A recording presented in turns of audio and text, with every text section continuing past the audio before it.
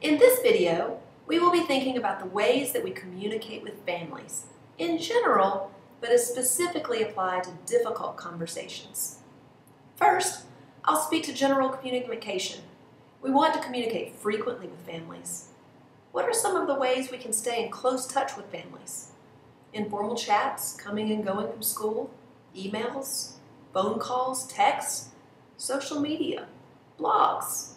All of these can be fantastic ways to stay in touch with families and give us a chance to send lots of positive messages about students, rather than only calling or making contact when there is a concern. The power of the positive can be quite remarkable. Some years ago, there was an administrator who instructed the teachers in the school to contact one family each week to share something positive about their child. One teacher misunderstood that she was to contact one parent each night. The power of this frequent positive communication showed in her classroom. This example of intentionally inviting communication resulted in a classroom with highly involved families and no difficulties with challenging behaviors. As we think about ways to stay in close touch with families, though, we must think about the implications of social media, and there are some cautions. For those of you who are undergraduate students, it's time to think about the kind of posts you make through social media. Although you may make your profiles private, it's important to remember that nothing is ever really private. We have to realize that everything that we post in the public domain can be seen by an employer, family we serve, or a student. So do make your social media accounts private. Never mix your social accounts with professional ones. I, for example, use Twitter for professional purposes and Facebook for personal ones. I never friend an undergraduate student, and when serving families, I explained that I was just unable to connect with them in that way while I was their service provider. Families will understand this. We all know and have studied about active listening skills, how we listen, we use eye contact, mirror what the other person is saying to ensure we really hear. We lean forward, we use body language that shows that we're listening. We all know about this. We also know that we should not be checking our phones while others are talking. Is this a tough one for some of you? Even if we do all of these things, are we really listening? What's going on in our heads as we listen? Are we truly shutting off our own minds, our own dialogue, internal dialogue during our listening? Or are we waiting for our turn to talk, consumed with thinking about what we're about to say? It's hard for me to turn my mind off. Is this difficult for you? Let's listen to Willard Barth talk about this concept of really being present and evaluate ourselves. How can we be more fully present? Have you ever noticed that you might be sharing something that's really important to you, or you just want to connect with somebody, and as you look at them, you can tell just by the expression on their face that they're not paying attention to anything you're saying? And as you think about that, how does it make you feel? I know for me, it made me feel like I was not important to them. What I was sharing had no meaning. And through some different processes, I learned how to turn off my own brain when I was getting into conversations and actually be an active listener. You know, when I was younger, the most important thing in a conversation was to make sure that people understood what I was trying to share with them. You know, my perspective was the most important thing. And what I learned over time was actually the best way for me to grow and the best way for me to nurture a relationship was to stop caring about them understanding my point and start caring about me understanding theirs. You know, so often we are in a conversation and we're not paying any attention to what the person's saying because we're just waiting for our turn to talk, or we're so focused on wanting to make sure we get our point across that we're actually having a conversation with ourselves in our own heads while the other person's talking to us. It's amazing how many of us enter into a conversation and we're stuck in what we call our model of the world, meaning that as you've grown up, each person has different experiences. They come up with different belief systems about themselves, about other people, about how the world operates. They have different values, different rules based on the environment they grew up in. And this is the filter of how they view everything that goes on around them. To make this a little easier, imagine that when you were born, you had a pair of blue sunglasses that just wrapped completely around, and everything that you saw through this blue filter. And another person, when they were born, was given these red sunglasses, and everything that they saw came through this red filter. No matter how much you looked at and discussed something that was sitting in front of you, the two of you would never agree on what you were seeing. That's model of the world if you're locked in that perception. Becoming an active listener, for me, was that shift of not caring that you understand what I'm trying to say. It's about me taking off my sunglasses, throwing them off to the side, and looking at the world through your sunglasses. Now, that's hard for people to do. So how do you accomplish seeing things from that other person's perspective? It's questions. One of the best ways to become an active listener is when someone's sharing something with you, ask them questions for specificity. As they share something, when they're done, please don't interrupt them. But when they're done, say, when you were talking about this experience that you just had, how did you feel? And let them respond. And after they finish responding, well, now when that happened, what were you thinking? The idea is to do everything you can. Ask them questions to elicit information that will allow you to see it from their perspective. The other thing that's very important, if you're going to be an active listener, is to feed it back to make sure that you are seeing it from their perspective. So important that you make sure you don't interrupt them in the process. And I'm going to explain why in a moment. When they stop, say, now what you just shared with me, just so I make sure I understand this, you said, and you feed it back to them. Do I understand you correctly? If someone did that to you, how would that make you feel? Would you really feel like they cared, that they were communicating? I'll tell you, for me, one of the personal rules that I have, that it doesn't make me mad at somebody, but what it does is it shuts me down from being open and communicating with them. As you've probably learned from this video series, I'm pretty open in what I share with people. And I'm okay with that. Unless someone interrupts me, they've asked me a question, I'm responding, they interrupt me with something that's not relevant to what we're just talking about. At that moment, I feel like they really didn't care what my answer was. So I'm not rude, I just don't pursue that conversation any further. I close down, I don't share it with them. Being present for someone when they're sharing thoughts, ideas, hopes, dreams with you is one of the greatest gifts that you can give. And that also comes in when a third party tries to interrupt you. Have you ever been having a conversation and you're really working on connecting, and all of a sudden, third person walks up and, hey, how you doing? And the whole conversation shifts and you're sitting there going, I guess my role wasn't as important as I thought it was. I didn't even notice I did this. People pointed it out for me because they were saying, something I really respect what you do is if somebody comes up, you'll actually put your hand up and stop the person who's trying to interrupt and keep your focus with the person you're talking to. I never realized that that was a part of my actions until somebody pointed it out. And when they did, I saw that the reason I did that was because I knew how I felt when people interrupt me or when someone drags the attention out to somewhere else. Communication is how we grow. It's how we connect. And it's one of the most important things that you can do is to be present in that moment. I'd like for you to practice actively listening with two partners this week. One person share about something that's important to you. A second person be the active listener. The third person take notes, then rotate twice. I'll be interested to hear what was difficult about this, or what you identified as real strengths for yourself. What we learned from Mr. Barth is wherever you are, be there. Be fully there. While we are communicating with families, it's important to keep a professional but informal style.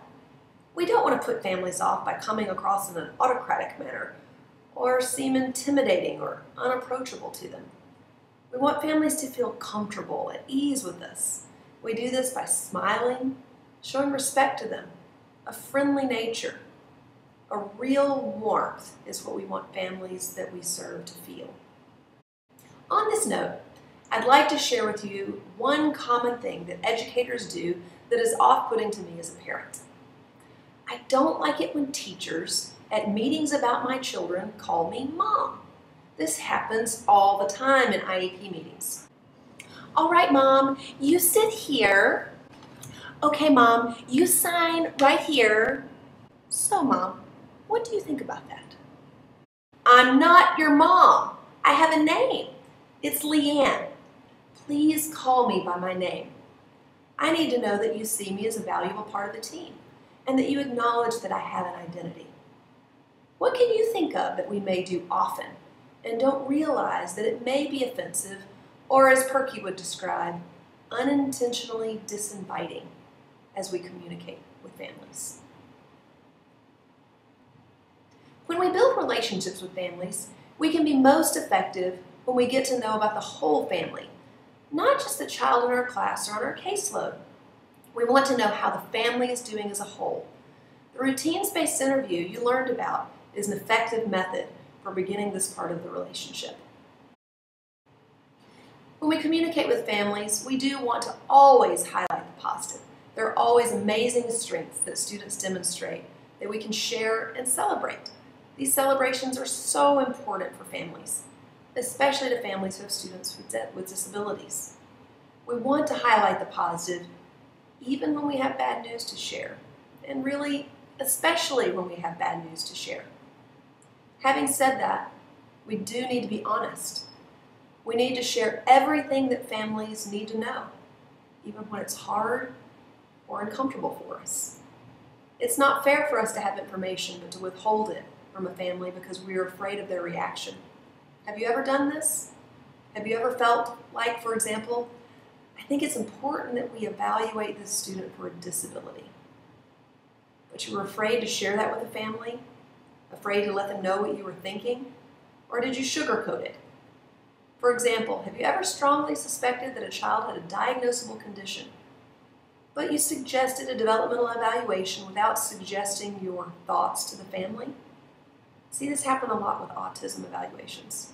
The teacher's not qualified to diagnose autism, of course, but strongly suspects it based on family concerns and what the teacher's seeing in the classroom, and feels that it's important to recommend an evaluation. The teacher may not share the suspicion because of worrying about the family's reaction. But is it fair that we have thoughts like this that we don't share with families? What are some words we might use to be honest, but also sensitive, and stay within our qualifications, but be clear? What do we do when we're afraid of a family's reaction and the conflict that could ensue? Let's learn about the principles of nonviolent communication that were outlined by Rosenberg and think about how these principles can apply to having difficult conversations with families. I met nonviolent communication, and through the years I became nonviolent communication trainer and a mediator. And nonviolent communication is not something against bullying or something like that. Nonviolent communication was developed by Marshall Rosenberg, and it's a technique how to help people to communicate in a way that is creating more cooperation and compassion. And in nonviolent communication, we define two sorts of honesty. One we call jackal honesty, and the other is giraffe honesty, or nonviolent communication. And the jackal honesty is basically, it's a belief that me as a human being, I'm capable of knowing absolutely what is good and what is bad, what is right and what is wrong. And if there is one thing that I learned in the 40 years I'm on the planet, is that I don't know. I don't even know for myself what is good for myself for the long term. And at the same time, whenever people behave in ways that I don't like, in the speed of light, I'm thinking in these terms. I'm thinking in terms of what's wrong with them. So for example, if a friend of mine is speaking more words than what I enjoy, did it ever happen to you that people speak more words than what you enjoy? So how do you judge them? In your head, of course, you will not tell it to them because we all learn to become nice, dead, polite people. But in your head, there is a jackal party going on. So for example, like, oh my God, he speaks so much. He's boring, he's abusive, and he really thinks he's the center of the world, huh? And it's the same thing if my friend is speaking less words than what I enjoy. Also then, my jackal thinking is very helpful in order to describe what's going on. Then I just give him a different name. Autist. He has communication problem. He is emotionally blocked, and he needs to see a psychologist in order to learn how to open up. So whenever people behave in ways that are not meeting my needs, in the speed of light, I'm thinking in terms of what's wrong with them. And I would say that I would consider this language as a complete lie. Or in other words, tragic description of reality. Like it's not describing what is really going on. So for example, let's imagine that there is a book here. And both you and me read this book. And you say, wow, this book is really interesting. And I say, no, this book is really boring. What happened? Like, listen to the language we speak. You say, the book is interesting, and I say, no, the book is boring. What happened to the book? The book kind of entered into an existential question. What am I? Am I boring? Am I interesting? And I would say the book is not boring and the book is not interesting. The book is just a book. And at the same time, when I say the book is boring, I'm trying to describe a certain experience I'm having. So if I will describe it in giraffe, it might sound like that in the dialogue with you. So for example, when you tell me now that you think that the book is interesting, I'm surprised because I didn't find it, and I'm curious, can you show me what is it that you find interesting in it?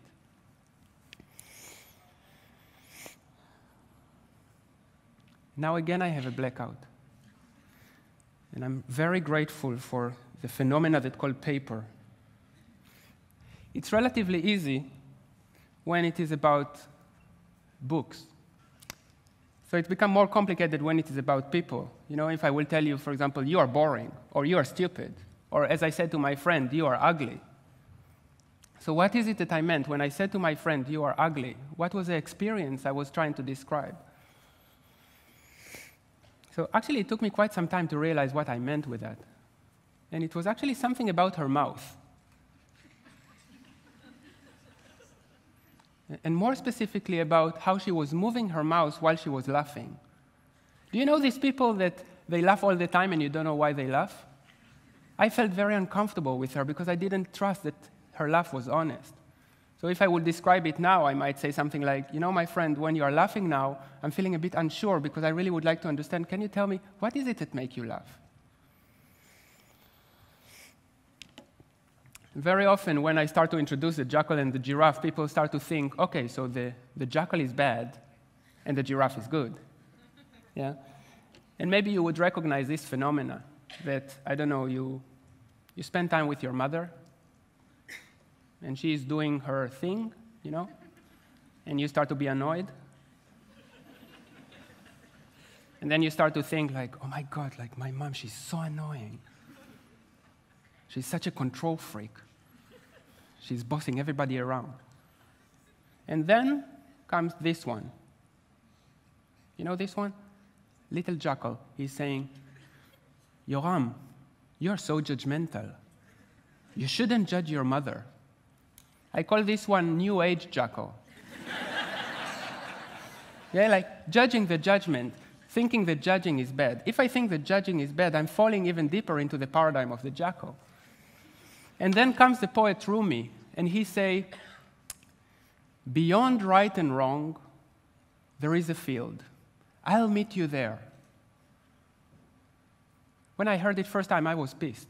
What do you mean, I'll meet you there? Like, hey, show me the way how to get there. And the way how to get there came to me when I heard Marshall Rosenberg say, every judgment is a tragic description, is a tragic expression of an unmet need. So each time you judge, or each time somebody is judging you, is a tragic expression of a vulnerable experience that they are having. For example, I really like to judge my girlfriend. For example, selfish. For example, I I had a fight at work, and then I come back home, I want her to listen to me, and then she tells me, no, Yoram, I'm on the computer now, I don't have time today. Selfish. And I can tell you, whenever I call her selfish, that's not making her more available to want to listen to me. So what is it that I mean when I say you are selfish? So I will give you two versions of the same message. And just imagine all of you that you are my girlfriend. And just listen to me with your heart and notice which version keeps your heart more open to me. And that doesn't mean necessarily that you're going to do what I ask you to do, but just that your heart stay more open to me. So version number one, my girlfriend, you're so selfish. You just think about yourself. It's amazing. You just do whatever is important to you. And the punchline, by the way, you're just like your mother.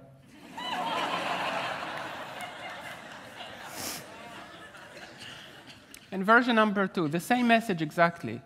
My dear girlfriend, today I had a fight at work and I'm feeling very sad about it and I really need some help. I wonder, are you available to listen to me today for, let's say, 15 minutes?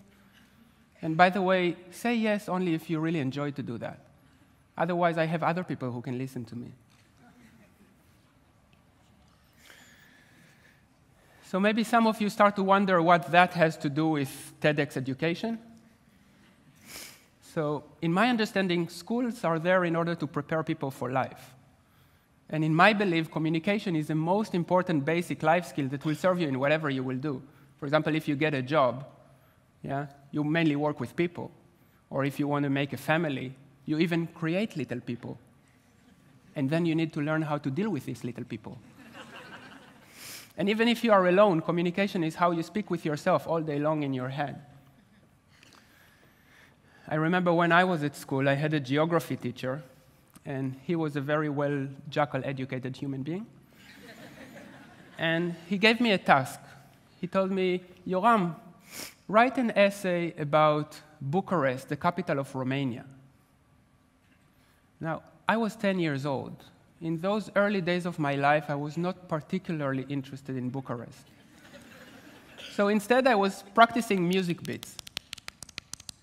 You see, my brother was teaching me that, and I was vigorously practicing it. And then the teacher came to me, and he told me, Yoram, you are lazy. You should start to learn how to take yourself more seriously. Now, that was a very confusing message to me, because I took myself very seriously. See, and actually I was learning a life skill that served me later very much when I became a professional dancer and a choreographer. And having a sense of rhythm in my body was serving me definitely more than knowing anything about Bucharest. And actually, I feel sad for the guy. If you call yourself a teacher and you think that your job is to be a policeman, I would consider this job as hell. And I believe he would have more fun if he would speak to me this language. For example, if he would say something like, Yoram, seeing how passionate you are about practicing these music bits, I'm feeling excited because I really would like to support you in it. Hey, how about going on Google and searching for some, cool Romanian beats? With nonviolent communication, we demonstrate true caring for families, and we label emotion to show we care about how families feel. We acknowledge when something is unbearably difficult to a family, or when families feel anger, or joy, or worries, or pride. We do this and identify the unmet needs to seek understanding. Rosenberg passed away in 2015. The following excerpts are from his lecture on nonviolent communication. Think of somebody that you have a conflict with.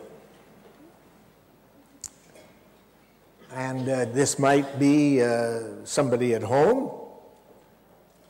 Maybe you have a child at home that says horrible things, such as no.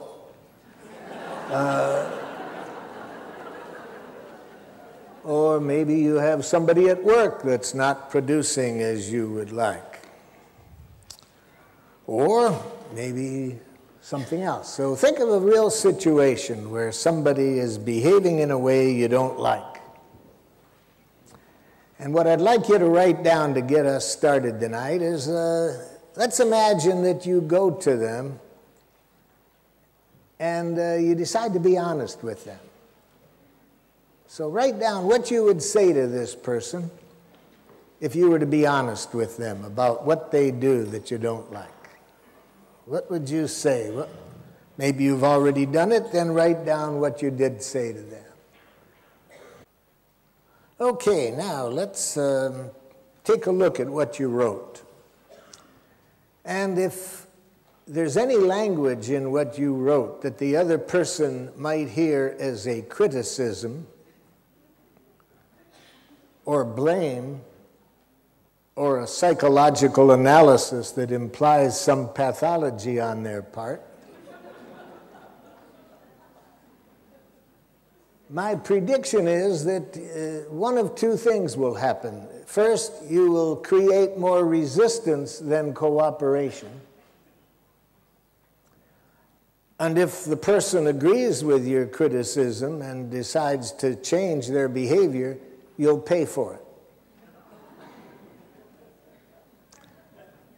Nonviolent communication is based on the premise that any words we use that imply evil or bad or wrongness on the other person's part is the kind of thinking that creates violence on our planet. So nonviolent communication shows us a way of being even more honest, but being honest from the heart. Saying two things, basically: what's alive in you, how you are. And to do that very honestly, but without using any words that criticize, blame, judge. It's an honesty of the heart. And for that reason, I refer to it, for playful reasons, I call it giraffe language, because giraffes have the largest heart of any land animal.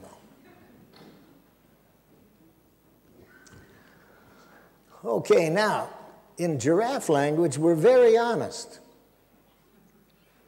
But we're honest from the heart. And this requires that we be able to be literate at saying four things to people when they're doing something that we don't like, to make four things clear to them. First, to make clear what they did that you don't like. If we're talking about something we don't like. Later we'll talk about how to be honest without any praise or compliments. Praise and compliments are part of the same language that contributes to the violence on our planet. So we'll show you this evening another way of being honest when people do things we do like that has more power and less danger than praise and compliments. So one of the ingredients that we need to make clear is what the person has done that we don't like. What has the person done that we don't like? So write that down specifically. What did the person do that you don't like? Now, having asked thousands of people over the years that question, what does the other person do? My experience is that less than 20% of the people answer the question that I ask.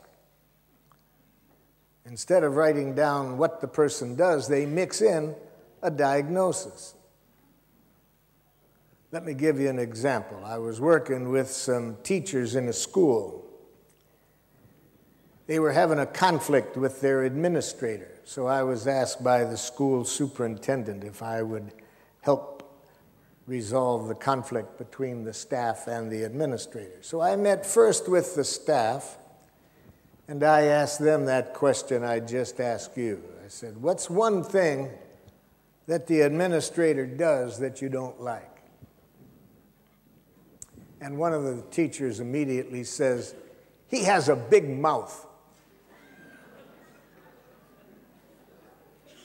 Now, do you see the difference between the question I asked and the answer I got? I didn't say, what size mouth does he have?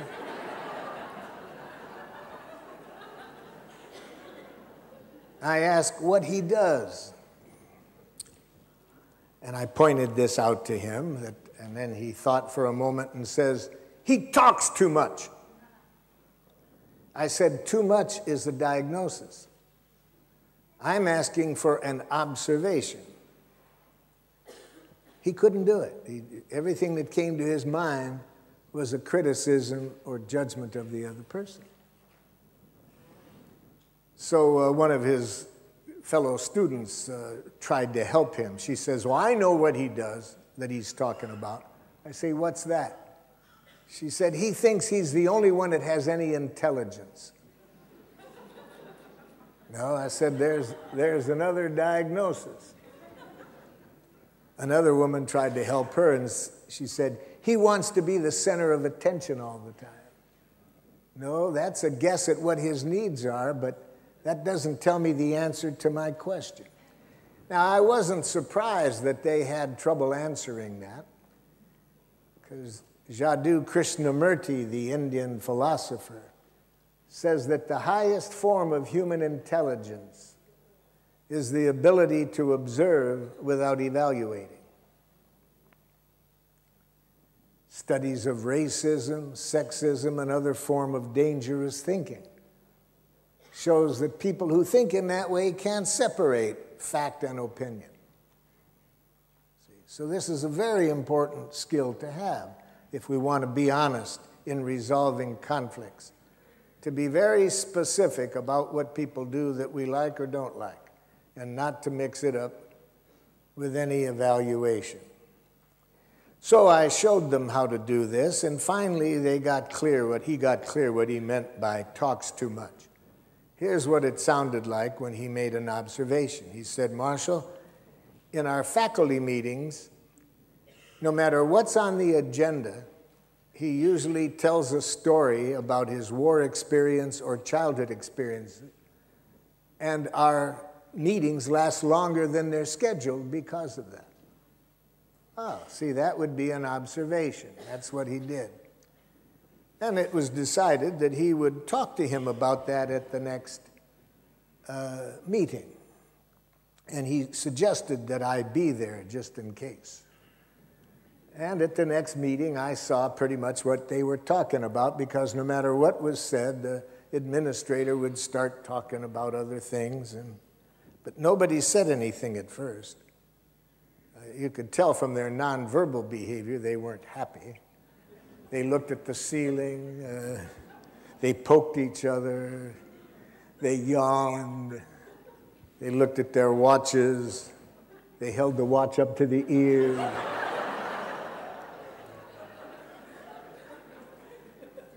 So I said, excuse me, isn't somebody going to say something? And the man who spoke up in our first meeting looked at the administrator and said, Ed, you have a big mouth.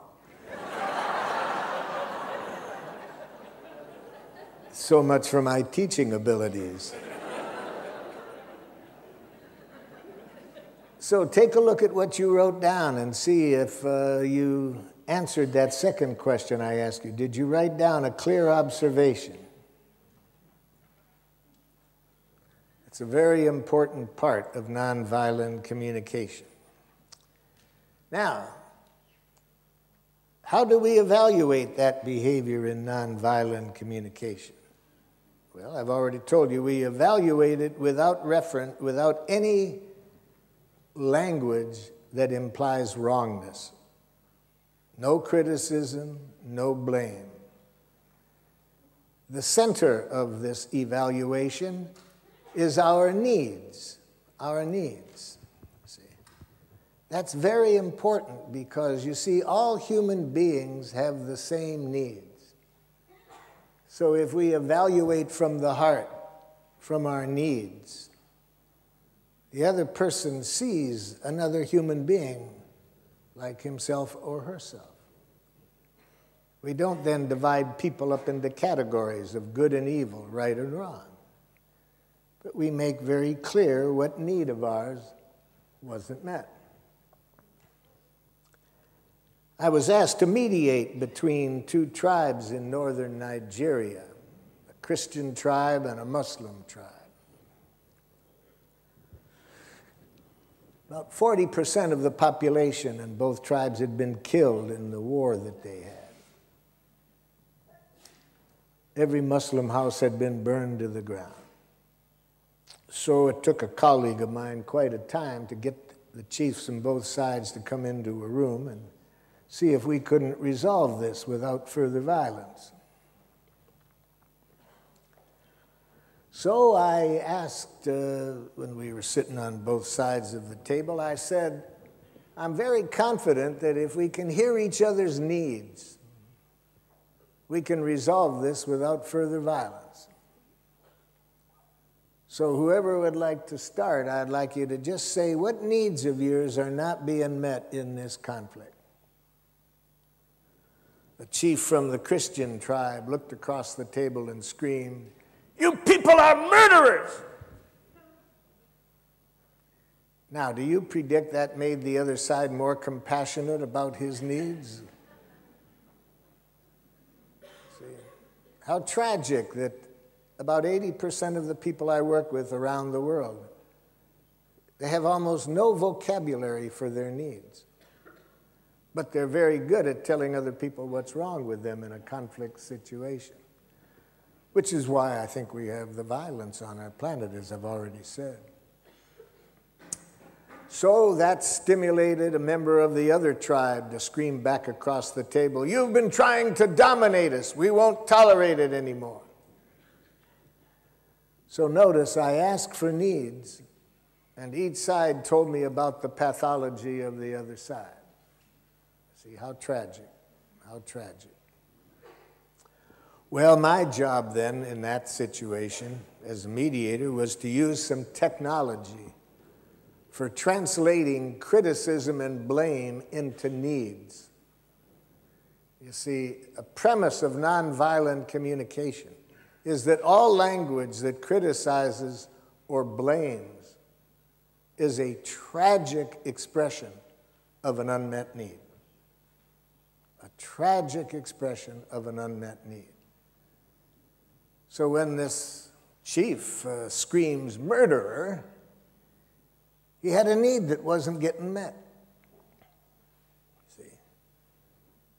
But he thinks that you have to tell people what's wrong with them to get them to change, when just the opposite is what often happens. What you see is what you get.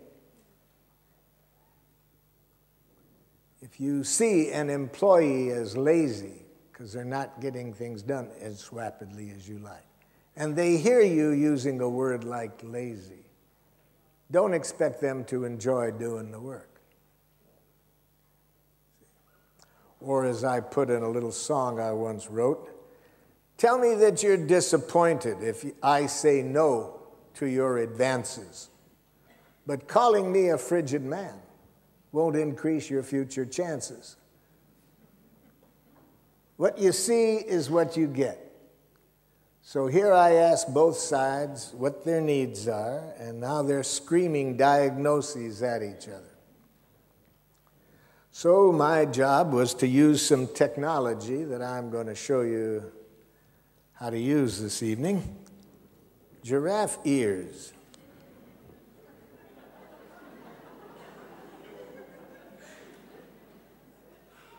With this wonderful technology, you are conscious of what I just said, that all criticism, all blame is a tragic, suicidal expression of an unmet need. So with these ears, you learn how to hear what's alive in the other person behind any criticism or blame that they express. So I use the word wolf as a playful way of looking at the language of violence, you see. The language of violence I call wolf language. Wolves aren't violent, but I just like the word wolf. So when this chief screams, "Murderer!" put the ears on. Put these ears on. What need was he trying to express that wasn't getting met? Got any idea? Holler it out. What need do you think he wasn't getting met? Need for safety, see? She's got giraffe ears on. She doesn't hear the criticism. So I said to the chief, Chief, are you saying that your need for safety is not being met by how conflicts are being resolved? He said, that's right. Yes. Okay.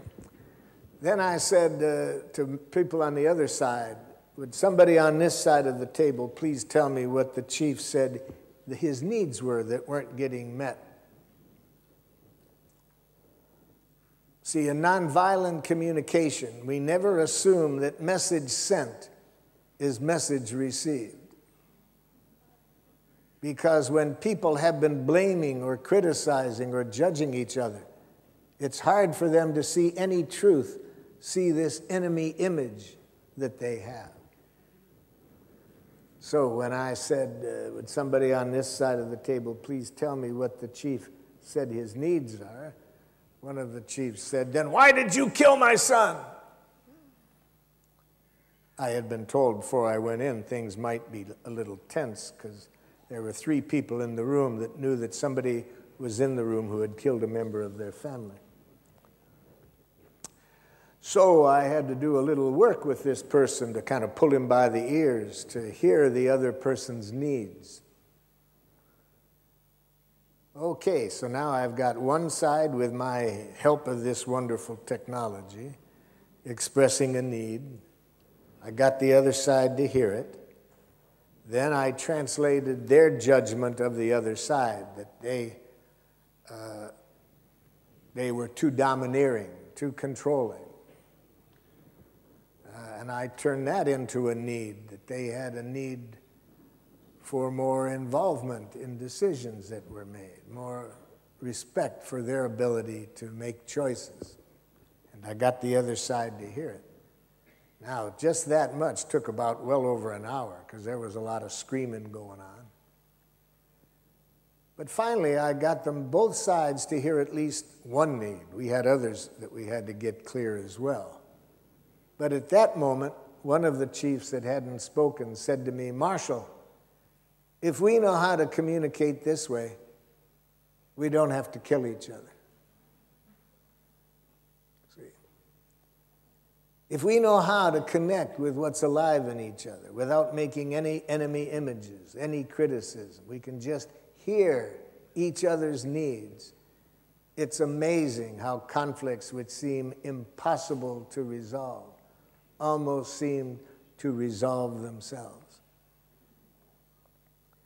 So write down what need of yours isn't met in this situation that I ask you to think about. What need of yours? Now take a look at what you wrote down, and if what you wrote down expresses what you want the other person to do, then you and I have a different definition of a need. Because needs, as I define needs, contain no reference to what you want the other person to do differently.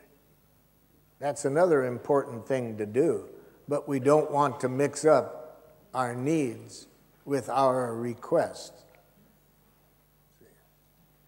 Now, it's taken me quite a while to develop a language of needs. I went to schools for 21 years, and I can never recall teachers asking me what my needs were.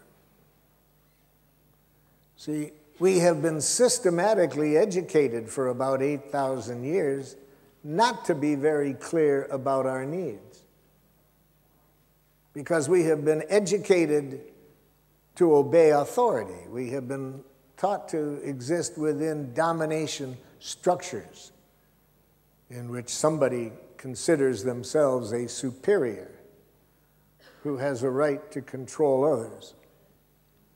And this kind of domination requires a language of domination, a language in which this person claims to know what people are. They know what's right, what's wrong, what's good, what's bad, what's selfish, what's unselfish, what's competent, what's incompetent. A very dangerous, tragic language. And that language is needed because within such cultures, the justice system is retributive justice, based on punishment and reward. So if you want to make life more miserable on the planet, not only use a language that blames, criticizes, but use punishment or reward to try to influence people. Nonviolent communication shows us ways of being more powerful than we can ever be through using punishment or reward. So if you are a czar or a king or a president or someone who wants to control those below them, you do not want people to have a consciousness of life, of their needs, because people do not make good slaves when they're connected to life. So that's why we have been educated to associate the word needs as being needy, selfish. In the wolf world, women are taught loving women have no needs. They sacrifice their needs for their family. Men have been educated to believe that brave men have no needs. They're willing to sacrifice their life for the king, the czar, the president, the flag, or a bunch of other things. See? That's why in the schools, public schools, the primary objective is obedience to authority. Teachers that I've worked with for the last 35 years almost all say the number one thing they're evaluated by is how controlled the students are in their classrooms. When the administrator goes by, is everybody sitting up and looking at the teacher and quiet? See? So this is a very important part of nonviolent communication, a need literacy. And what goes with the needs are our feelings. Because when our needs are being fulfilled, we feel pleasureful feelings. When our needs are not being fulfilled, we have painful feelings. So in nonviolent communication, we evaluate the person's behavior with reference to those three things: a clear observation, and then we tell the person how we feel about what they have done, and then we tell them what need of ours wasn't met. So that's a language of life. That's being honest by saying what's alive in us. Notice in those three things, there's no insinuation of wrongness on the part of the other person. We're answering the question how we are without saying what the other person is.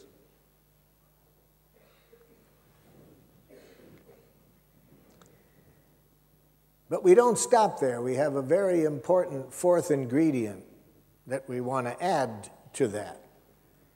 Because when we tell people what they've done and how it doesn't meet our needs and the discomfort we feel as a result of that, we want to end on a clear request that tells the person what we would appreciate they're doing to better contribute to our well-being.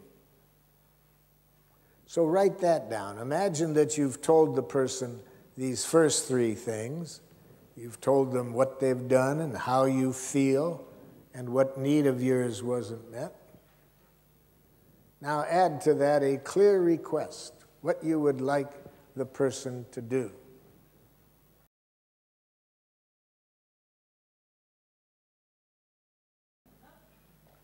See, So in nonviolent communication, we don't say, I want you to stop that. We say what we want them to start doing, what we want them to do instead. I was working with some teachers in a school. They were concerned with the number of broken windows that the students did. And when we got to this part, and I said, what is your request? What is your request of them? One of the teachers said, it's pretty obvious what we want. We want them to stop breaking windows. I said, I have an easy answer for you then. She said, oh yeah, what? I said, kill them.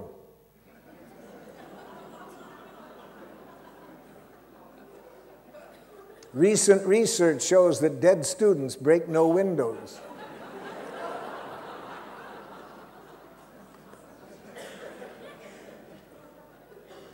Now, as weird as that example is, look in the newspaper on any given day and see how many of our world leaders express their strategies with what they're going to get people to stop doing.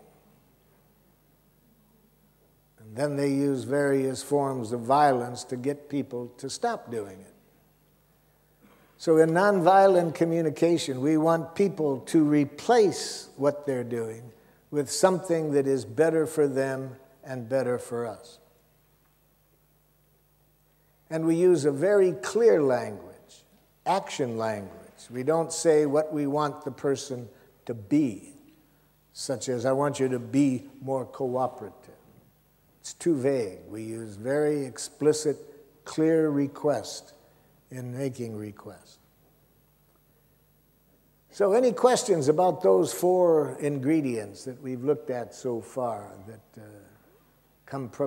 comprise honesty as defined in nonviolent communication?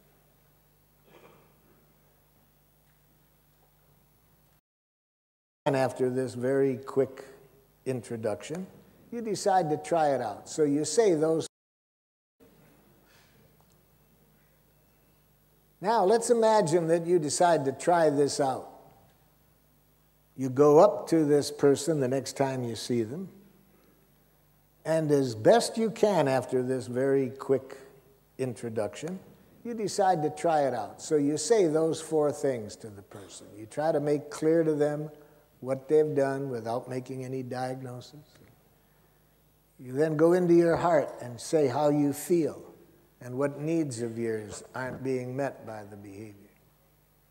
And you end on a clear request.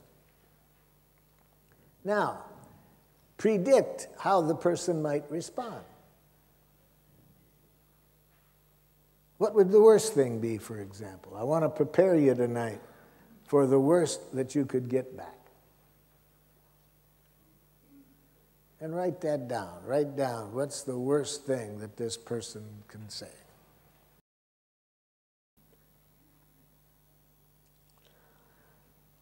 I didn't even have to say something in a refugee camp that I was at in the Middle East.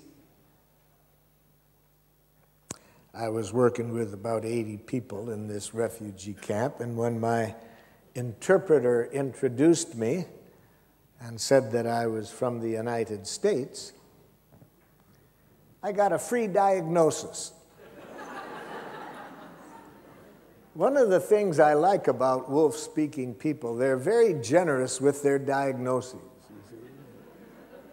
If you're around a wolf-speaking person, you never have to go to a psychiatrist to find out what's wrong with you. You'll always know. So all this person had to do was to hear my interpreter introduce me as from the United States, and one of the people jumped up and said, "Murderer!"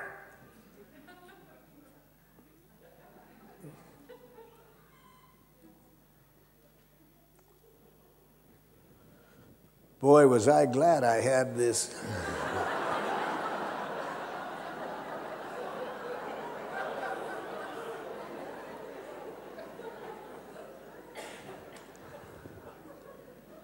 Because if I had had these ears, oh boy, I probably wouldn't be here tonight.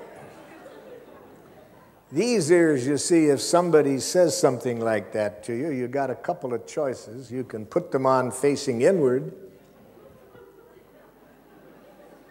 and then you take what the other person says as a criticism, and you believe it, and you feel like poor protoplasm, poorly put together.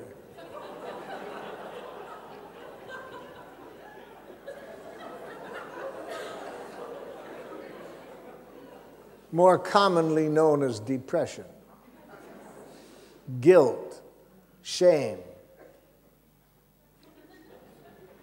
Or if you put the ears on the other way, you get angry.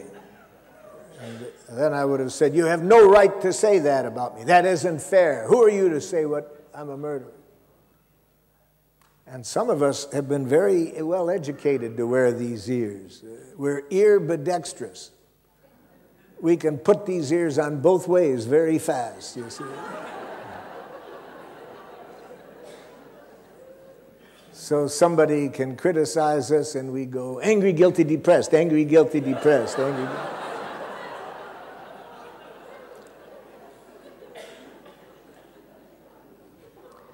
These ears are distributed to the population by the makers of antidepressant medicine and by arms manufacturers and divorce attorneys, you see. Because when people have these ears on, there's going to be a lot of depression, a lot of violence, a lot of relationships are going to get broken. So I was very glad that I had remembered to take my giraffe ears with me that night. And with these ears, I was able to hear him singing a beautiful song. See, with these ears on, all you can hear is a divine song being sung by the other person. So what did I hear when I put those ears on?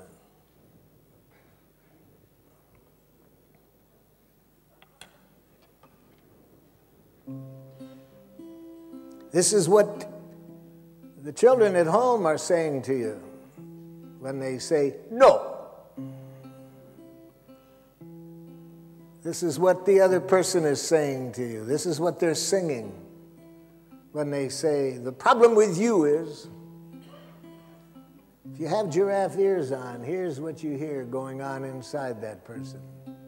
They're singing this song. See me beautiful, look for the best in me. That's what I really am, and all I want to be. It may take some time, it may be hard to find, but see me beautiful.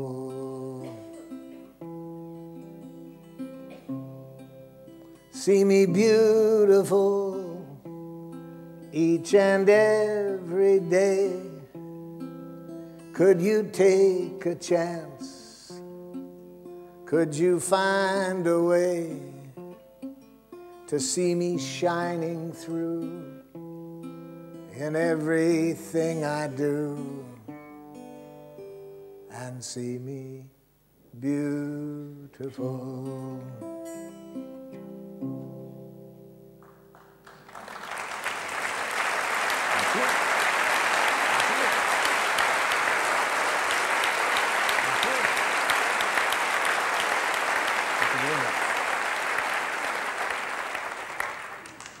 So what did I hear with these ears on? What was beautiful?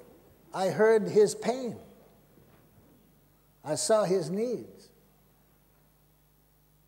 As I was walking into the refugee camp with my colleagues, we had to kick out of the way, out of the path, several empty tear gas grenades that had been fired in there the night before when they had a riot in this refugee camp.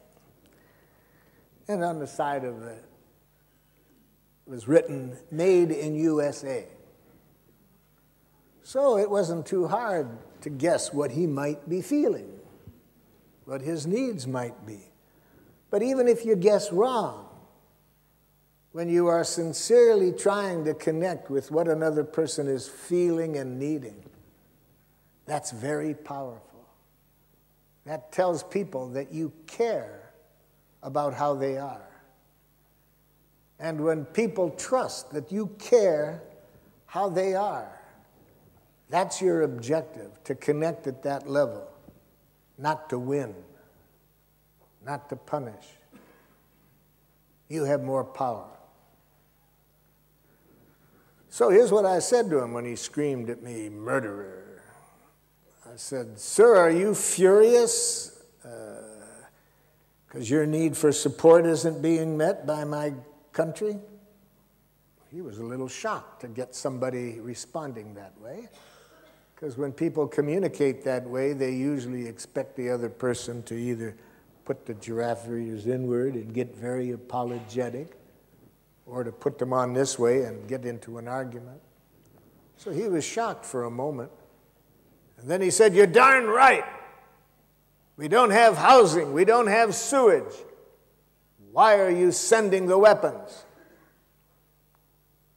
So, sir, you're saying that it is very painful when you have these basic needs that aren't getting met and you see weapons being sent. "You're darn right. Do you know what it's like to live under these conditions?" So, sir, you'd like some understanding for how painful it is to live in this way. About 40 minutes later, he invites me to a Ramadan dinner at his house. We now have a nonviolent communication school in that refugee camp. All the parents, all the teachers, all the students learn nonviolent communication. All because of this wonderful technology. Now, for those of you who are a little shy and don't know that you want to be seen walking around town wearing these ears, in our workshops, we show people how to put them on internally.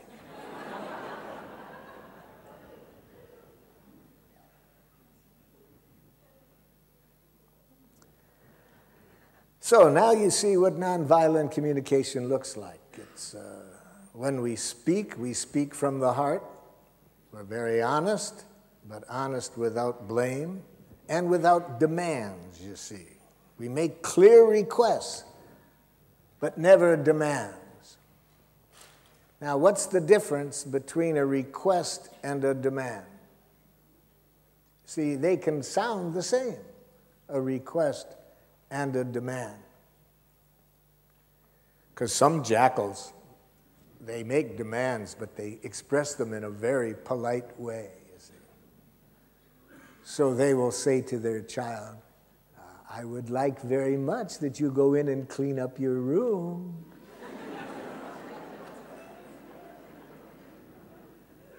And the child says, "No."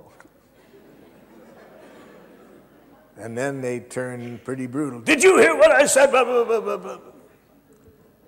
So if people expect that when we make a request, that if we don't do as they request, they're going to be blamed or criticized, they hear a demand. So it's important when we make requests in nonviolent communication that it is a request. That the person knows that our objective is not to get what we want. We are trying to make a connection that will get everybody's needs met. So yes, we say what we want, but we only want the person to do it if they do it willingly. Now, when people trust that, they're far more likely to do it. So that's an overview of nonviolent communication in conflict situations. It involves saying what's alive in us and what we would like to make things more wonderful. And then no matter how the other person responds, all we hear is what's alive in them and what would make life more wonderful for them. And my experience is that when we can connect in that way, we can find a way to get everybody's needs met. Now, one woman came to a training I did. This was a 3-day training, fortunately, because I didn't make it too clear to her after the first day. She came in the second day and said, "Marshall, I went home and tried it, and it didn't work." Well, I said, let's learn from it. Let's hear what you actually said. And she did a very good job with the mechanics. She made a clear request, she made a clear observation to her son. She noticed that he didn't do 3 things that he said he was going to do. And she expressed her feelings clearly, she expressed her needs clearly, and she made a clear request. So I said, well, you got the mechanics right. That sounds very much like nonviolent communication. What's the problem? She said, he didn't do it.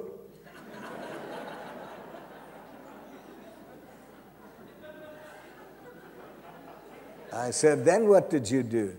I told him he couldn't go through life being lazy and irresponsible. I said, I'm glad we've got 2 more days of this workshop because I can see that I have made the mechanics clear to you, but I haven't made clear what the purpose is. It sounds like you thought the purpose is to get what you want. Well, yeah. That's not the purpose of nonviolent communication, to get what you want. It's to create a connection that allows everybody's needs to get met. That's quite different. Where everybody does whatever they do willingly. That's the purpose, not just to get what you want.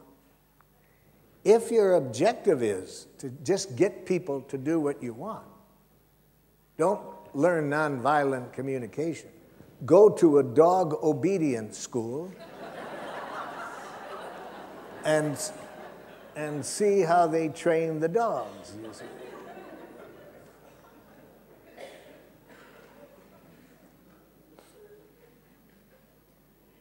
Very hard for many people to learn, especially when they are in the position of authority.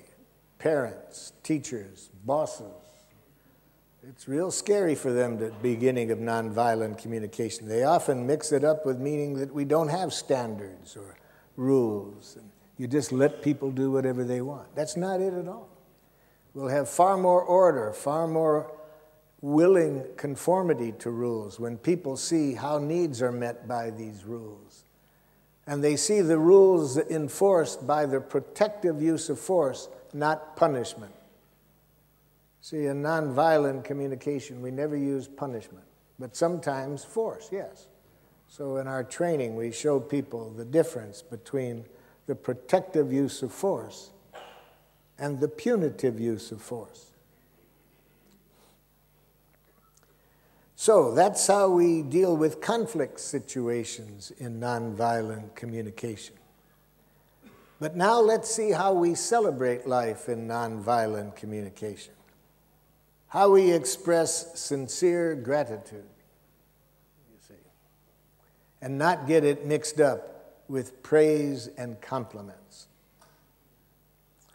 When I say to people, teachers, parents, managers in industry, I suggest, for example, the book Punished by Rewards by Elfie Kohn. And I point out the violence of rewards. And this really upsets people. They can't imagine going through life how you'd get anything done without rewards. They tell me they've been through training programs that tell them if you praise and compliment children, students, employees daily, research shows they produce more. I suggest that they look closely at the research, and I think they will see that it only works for a short time until people see the manipulation of the gratitude, of the praise and the compliment. So in nonviolent communication, we do something far more powerful than compliment or praise. Far more honest. We express sincere gratitude. Sincere gratitude. that involves the same three characteristics that we looked at in telling people what we don't like, where we make clear observations and then tell people how we feel and what our needs are. Those same three ingredients are how we express gratitude in nonviolent communication. Only now we're talking about something the person did that enriched our life. And the motive is not to motivate them. It's not to reward them. The motive is just to celebrate how our needs were fulfilled by what they did. I didn't make this very clear to a group of teachers I was working with in Switzerland. And after the workshop, one of the teachers came running up to me and said, "You're brilliant!"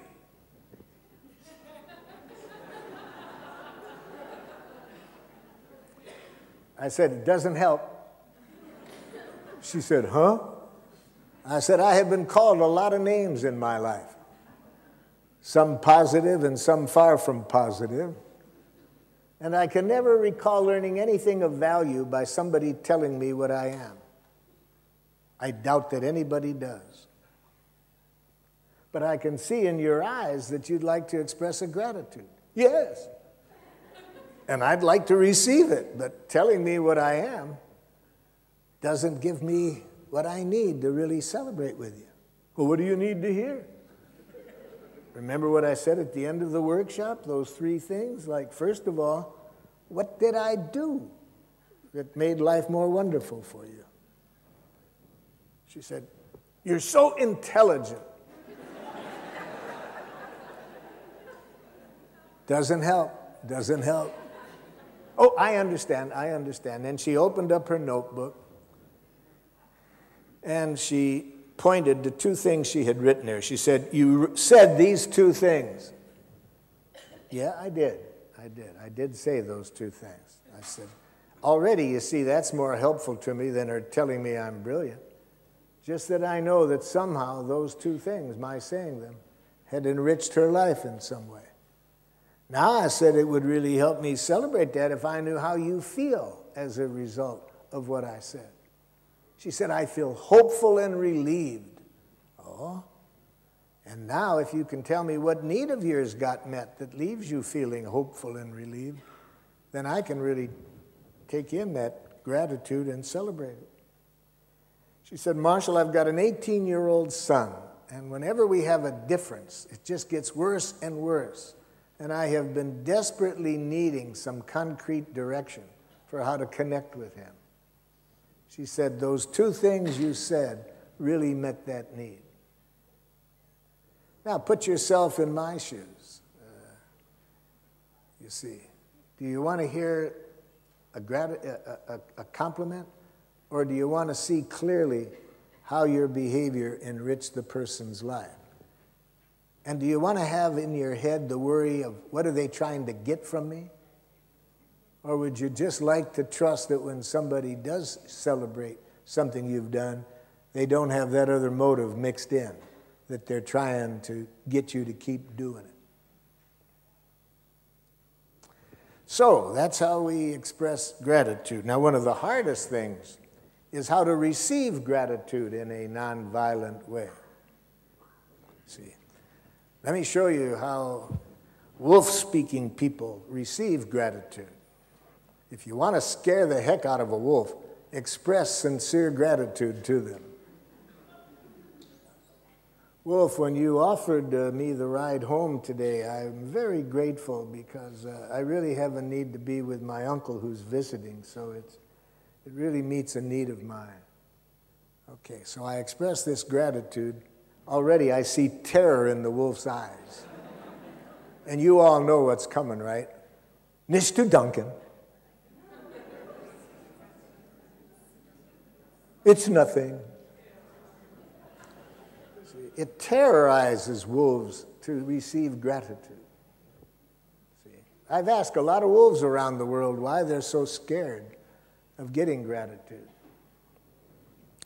And some of them say, "What's wrong with being humble?"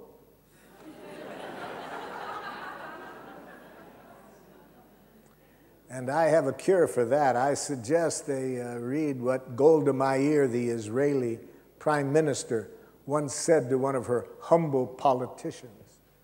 She said, "Don't be so humble. You're not that great."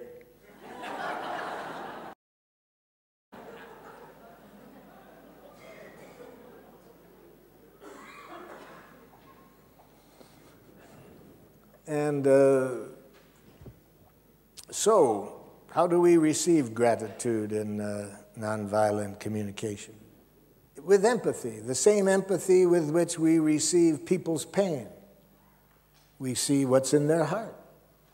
We see what we've done, how they feel, what needs were met. So we put all these three things together, and that is what nonviolent communication is all about. It's a language of life, you see. It helps us to stay connected with life, moment by moment. See? But it's hard to do. It's hard to take in this gratitude if you have been educated in a wolf way. See, as they say in the Course in Miracles, it's our light, not our darkness, that scares us the most. So we're not used to really seeing the power that we have as human beings to enrich life. We're not educated to see that we have this divine energy, that we have power to enrich people's lives, and that there's nothing that we like better than doing that. But to do that requires this liberation from this language we have.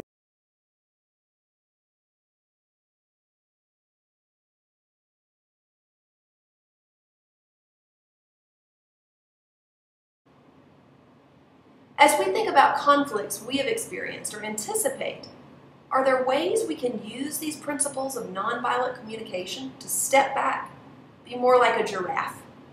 Can you think of ways this approach may have changed an outcome you've experienced? When I think back to a team I was a part of that was afraid to tell a parent that they recommended an evaluation for autism, I realized they were afraid that the parent would be angry at the members of the team. That was not a good reason to shy away from honesty. We needed to be honest in a sensitive way, though. What are some of the ways we could share this recommendation sensitively? How could we connect with the parent's own concerns to jointly consider the recommendation? Now let's think about what could happen. The parent might become angry at the other person or people. The parent might scream, "You're wrong. There's no need for an evaluation. My child is fine. You are the ones who need to do a better job teaching." Although I've only experienced this sort of reaction on occasion, we must be prepared to have difficult conversations like this. How should we respond? How can the what's beneath the surface exercise help us identify the possible unmet needs that Rosenberg mentions? Can we use these to help our communication with families? I look forward to your discussions of this week's cases and thinking about these principles of nonviolent communication and active listening.